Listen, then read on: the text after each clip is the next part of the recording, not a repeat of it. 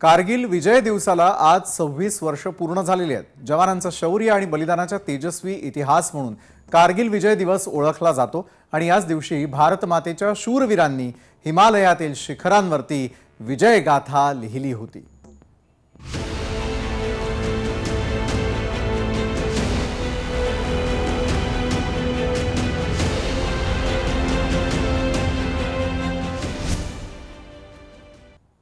आज 26 जुलै आपण साजरा करतोय कारगिल विजय दिवस।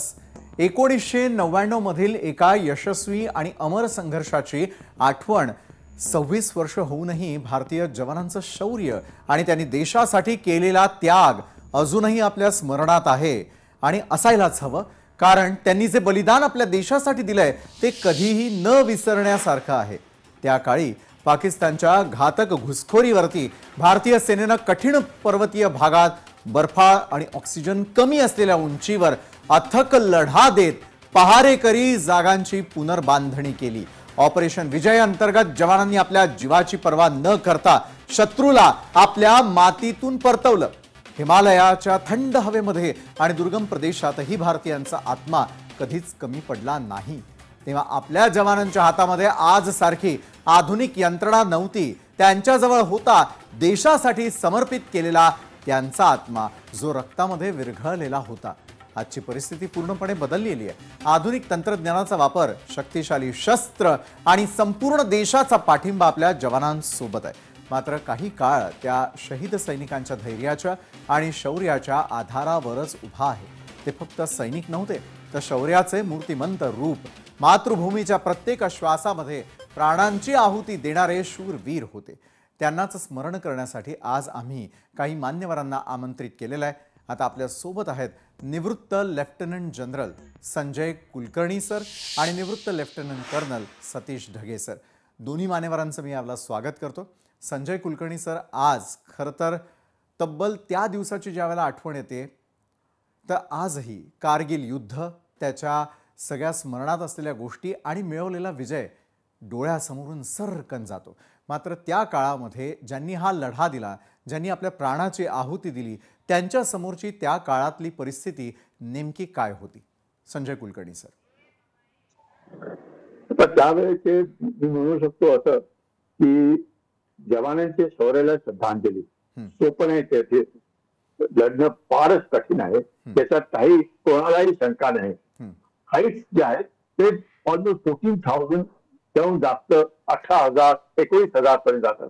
आपण जेव्हा कारगिल म्हणतो ती कन्फाईन असेल बटालिक आणि वेस्ट, त्याच्यानंतर तुर्तुकच्या बाजूला जे तेव्हातल्या पासून almost up to heights up to 5770 पर्यंत सुरू होतं। 5990 ला 5990 आणि 5770 जेव्हा म्हणतो हे मीटर्स मध्ये आहे। मीटर्स म्हणजे मल्टिप्लाइड बाय 3.3, म्हणजे आपण विचार करू शकतो की 19 ते 20,000 हाईटवर हे कसे आपले जवान लढले असतील, आपल्याला अक्षरशः विचार करणं फार कठीण आहे।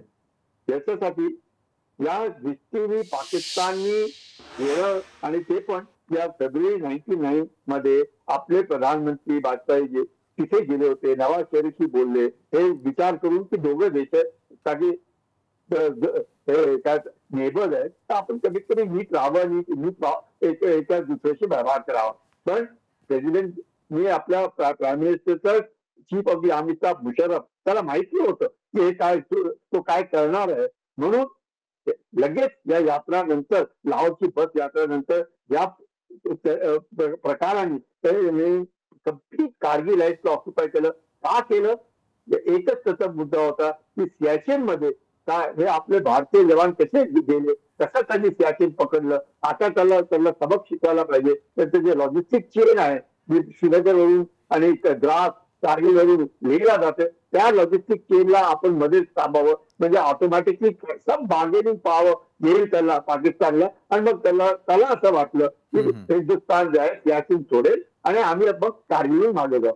पण भारताने काय केलं ना, सियाचीन सोडलं तर सोडा, मजबूतीने पकडलं आणि कारगिल मध्ये जेवढे आले होते, आणि आश्चर्याची गोष्ट स्वतःचे जवान त्यांचे पण त्याचे बॉलिंग गेला ते तयार नाहीत, म्हणायला तयार नाहीत की आमचेच आहेत, मेलेली तिथे माणसं पडलेली, पण उचलायला तयार नाही। आम्ही सगळ्यांना तिथे भेरी केलं. याचा अर्थ पाकिस्तानला स्वतःच्याच लोकांच्या बाबतीत काहीच प्रेम नाही आणि काहीच नाही. आणि त्याच्यामुळे त्याच्यामध्ये जो द्वेष पाकिस्तानमध्ये झाला मुशर्रफचा अगेन्स्ट, त्याचं हे मुख्य कारण होतं की देवर ऑल सेल्फिश, सेल्फ सेंटर. स्वतःच्या माणसाला दे आर नो व्हॅल्यू. ते त्यांचेच सोल्जर्स आहेत, त्यांचेच जवान आहेत, पण गेलेल्या लोकांना ते उचलायला तयार नाही. आणि हे त्यांनी स्वतःच पाहिलं.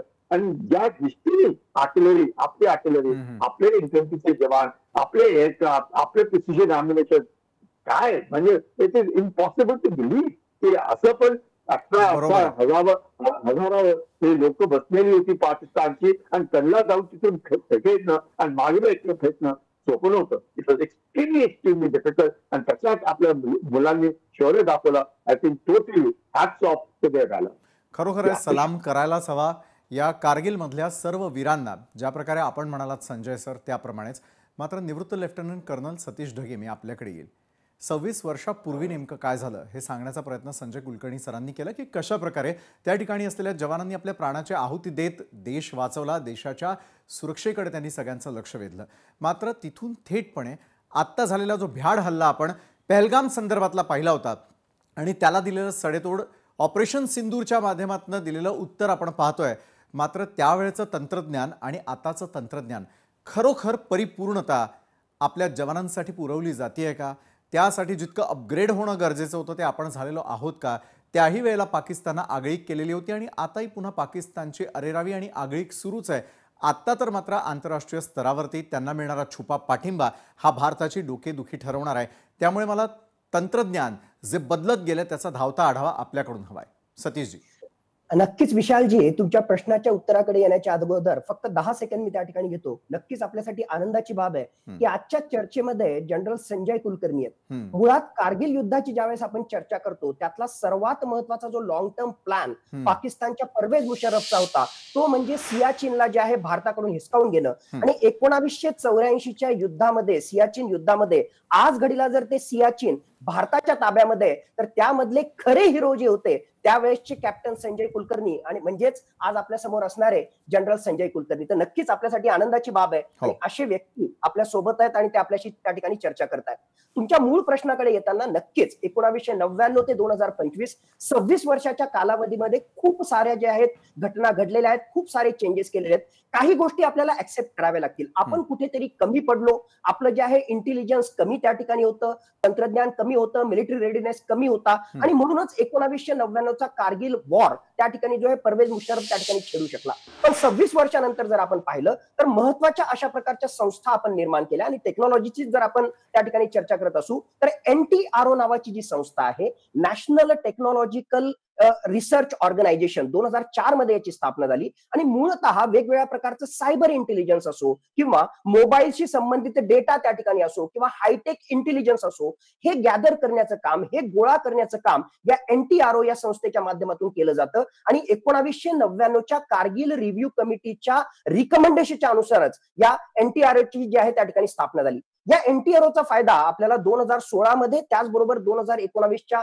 बालाकोट एअर स्ट्राईक मध्ये आणि इव्हन आता 2025 मध्ये ऑपरेशन सिंदूर मध्ये सुद्धा झाला. कारण याच CDRच्या डेटाच्या माध्यमातून म्हणजे मोबाईल डेटाच्या माध्यमातून, हायटेक इंटेलिजन्सच्या माध्यमातून, सॅटेलाइट सर्व्हिलन्सच्या डेटाच्या माध्यमातून अत्यंत सटीकपणे आपण ऑपरेशन सिंदूर मध्ये नेमके जे टार्गेट आपल्याला हिट करायचे होते त्यांना आपण त्या ठिकाणी हिट करू शकलो. म्हणजे नक्कीच कारगिल रिव्ह्यू कमिटीनं जे 75 वेगवेगळ्या प्रकारचे रिकमेंडेशन दिले होते त्यातले काही महत्वाचे रिकमेंडेशन्स हे आपलं मिलिटरी प्रिपेअर्डनेस आणि त्यातल्या त्यात टेक्नॉलॉजिकल अपग्रेडेशनशी संबंधित होता, ज्यामध्ये एक महत्वाची NTRO आहे. त्याचबरोबर DIA नावाची जी संस्था आहे जी मुख्यतः आर्मी, नेव्ही आणि एअरफोर्स यांच्या इंटेलिजन्सच्या कॉर्डिनेशनशी संबंधित आहे. त्याच्या पुढे जाऊन आपण जर पाहिलं तर बदलत्या चॅलेंजेसच्या अनुसार 1999चं चॅलेंज आणि 2025चं चॅलेंज नक्कीच हे जे आहे ते बदलत त्या ठिकाणी गेलेलं आहे. आणि त्या अनुषंगानं सॅटेलाइट असो, सर्व्हिलन्स असो, सर्वात महत्वाचं ISR आपण ज्याला म्हणतो, इंटेलिजन्स सर्व्हिलन्स अँड रिकनेसन्स, या पॉइंट ऑफ व्ह्यूने एक प्रकारे टेहळणीशी संबंधित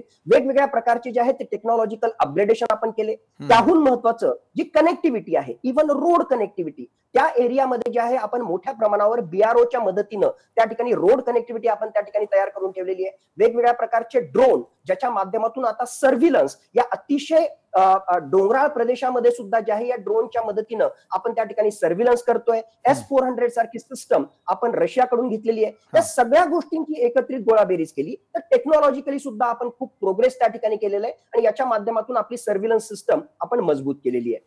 बरोबर आहे. ज्या प्रकारे तुम्ही सांगितलं की या संपूर्ण कालावधीमध्ये अनेक गोष्टींमध्ये आपण अपग्रेड झालेलो आहोत, मात्र निवृत्त लेफ्टनंट जनरल संजय कुलकर्णी सरांकडून त्या काळातली युद्धजन्य परिस्थिती आणि त्या काळात आलेले काही चॅलेंजेस आणि त्या काळात अनुभवलेली परिस्थिती ती पुन्हा एकदा आपण जागी करणार आहोत.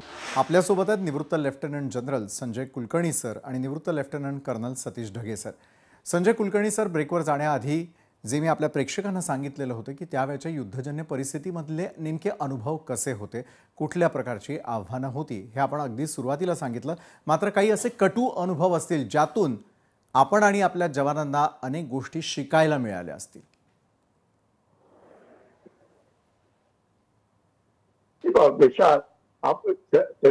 सतीश काही म्हणू दे की संजय कुलकर्णी काही नाही.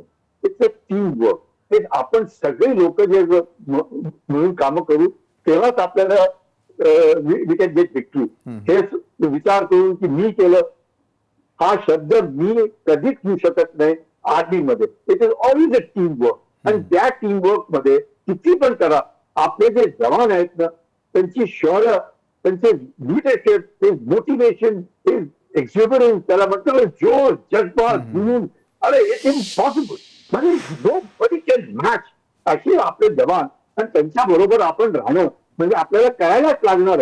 आपण काही त्याच्याशिवाय विचार करू शकत नाही. जेव्हा तुम्ही पाहता असे जवान कुठल्याही हाईट मध्ये, त्या हाईट मध्ये आपल्याला खाता येत नाही, दिसत नाही, बोलता येत नाही, पाहता येत नाही, डोकं दुखतंय, चालता येत नाही आणि आपण बस म्हणजे 10,000, 12,000 क्लाइंबिंग टू 18,000, 20,000 आणि हा पाकिस्तानी वर बसलेला जगर मारलं तरी आपल्याला लागतो. आपण डोकं उठवू शकत नाही. प्लस आर्टिलरी फायर आपल्यावर मॉल ऑन फायर. त्याच्यामध्ये हे जवान आपले म्हणजे इथं frontal attack on all features impossible.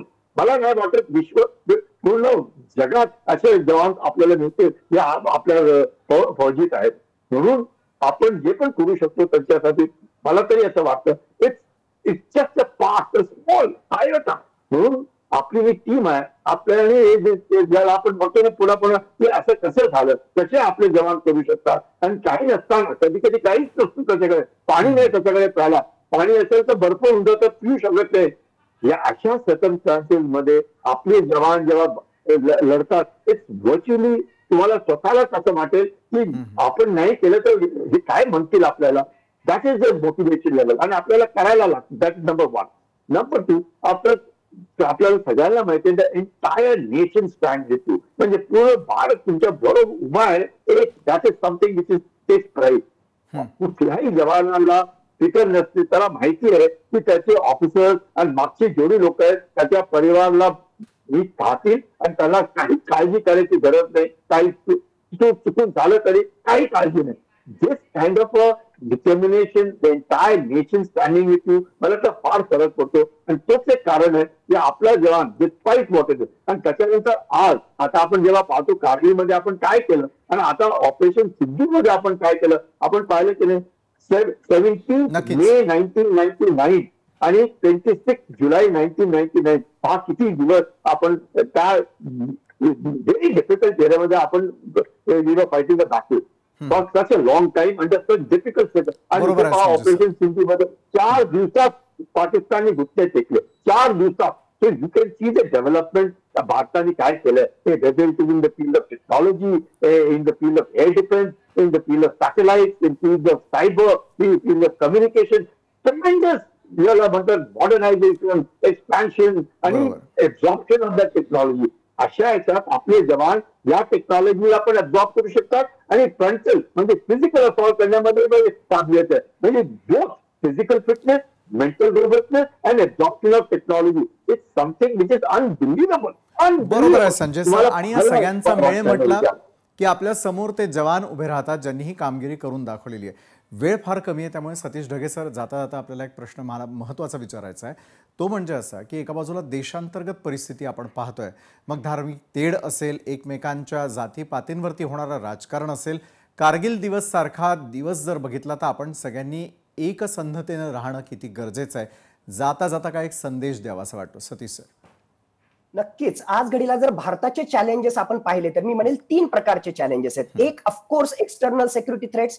Pakistan, चीन सारखा देश आहे, आता त्याच्या सोबतीला तुर्की सारखा देश आणि काही वेस्टर्न नेशन सुद्धा येत आहेत. तर नक्कीच एक्सटर्नल सिक्युरिटी चॅलेंजेस आहेत. त्याहून महत्वाचे इंटरनल सिक्युरिटी चॅलेंजेस, ज्यामध्ये दहशतवादासारखा प्रश्न आहे, ज्यामध्ये काही स्लीपर सेल्स त्या ठिकाणी आहे, धार्मिक दुही माजवण्याचा प्रयत्न करणारे त्या ठिकाणी आहेत. जरी आता एक प्रकारे जे आहे संपण्याच्या मार्गावर असला तरी सुद्धा संपूर्णपणे संपलेला नाही, अशा प्रकारचा नक्षलवादाचा प्रश्न त्या ठिकाणी त्याच्यात आहे. ऑर्गनाइज क्राईम्स जे आहेत ते वेगवेगळे त्या ठिकाणी आहेत. आणि तिसरा जो आहे, ज्याला मी म्हणेल की नॉन ट्रेडिशनल सिक्युरिटी थ्रेट्स, ज्याला वेगवेगळ्या अँगलला आपल्याला कन्सिडर करता येईल, की जसं फॉर एक्झाम्पल एनर्जी सिक्युरिटी सारखे इश्यू त्या ठिकाणी आहेत. तर या सगळ्या गोष्टींचा एकत्रित विचार जर आपण केला तर ज्याला आपण म्हणतो की कॉम्प्रिहेन्सिव्ह नॅशनल पॉवर, आपलं मिलिटरी प्रिपेअर्डनेस तर आपल्याला करायचंच आहे, पण देशाला जर आपण मजबूत केलं इकॉनॉमिकली, त्याचबरोबर तंत्रज्ञानाच्या अनुषंगानं, आत्मनिर्भर भारतच्या अनुषंगानं, तर माझ्या मते अशा प्रकारचा मजबूत भारतच एक्सटर्नल, इंटरनल, त्याचबरोबर मॉडर्न सिक्युरिटी थ्रेट जे आहे त्याचा मुकाबला करण्यासाठी त्या ठिकाणी खऱ्या अर्थाने तयार होऊ शकेल. म्हणून आपण ज्या कुठल्या कॅपॅसिटीमध्ये आहोत,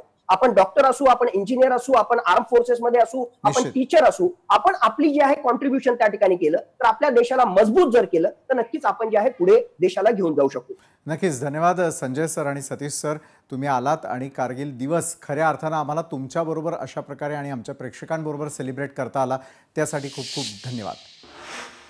कारगिल विजय हा केवळ एका लढाईचा विजय नव्हे, तर हे तर भारतीय जवानांच्या आत्म्याची, त्यागाची आणि निष्ठेची जयंती आहे, जिचा प्रत्येक कोपऱ्यामध्ये गौरव करणं हे आपलं सगळ्यांचं कर्तव्य आहे. आज आपण त्यांच्या या अदम्य साहसाला, त्यागाला आणि देशभक्तीला सलाम करूयात. त्यांच्या स्मृतींना जिवंत ठेवून कधीही देशासाठी एकजूट राहण्याचा, मातृभूमीसाठी प्राणभक्ती दाखवण्याचा निर्धार आपण सर्वांनी करायलाच हवा. कारगिलचा विजय म्हणजे केवळ जमिनीचा विजय नसून धैर्य, शौर्य आणि आत्मसन्मानाचा तो विजय आहे. या दिवशी आपण त्यांच्या बलिदानाला स्मरून त्यांच्यामुळे मिळालेल्या शांतीला आणि स्वातंत्र्याला आपल्या हृदयामध्ये जपून ठेवायलाच हवं. जय हिंद.